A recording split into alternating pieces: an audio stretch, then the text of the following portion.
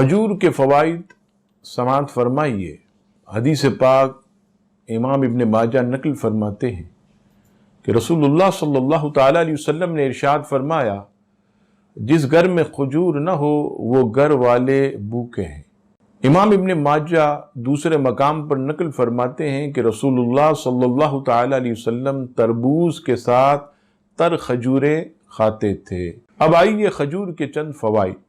Number 1، کھجور کھانا قوت کا باعث ہے۔ نمبر 2، کھجور جگر کو طاقت دیتی ہے۔ نمبر 3، جن لوگوں میں آیوڈین کی کمی ہو انہیں خاص طور پر کھجور استعمال کرنی چاہیے۔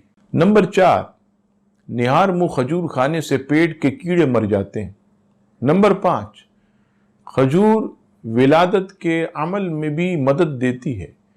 اگر بچے کی پیدائش میں دشواری ہو تو کھجور کے ساتھ دانے گرم دودھ کے ساتھ استعمال کیے جائیں، اس طرح ولادت میں آسانی ہو جاتی ہے۔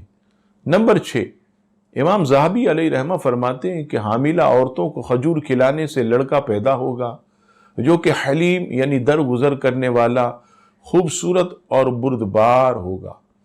نمبر 7، دماغی کام کرنے والوں کے لیے کھجور بہترین نسخہ ہے۔ نمبر 8، کھجور کمزور جسم کو فربا یعنی موٹا بناتی ہے، اس لیے جو لوگ بہت دبلے پتلے ہوں، جن کا وزن کم ہو یا جنہیں سردی زیادہ لگتی ہو، انہیں چاہیے کہ وہ باقاعدگی سے کھجور استعمال کریں۔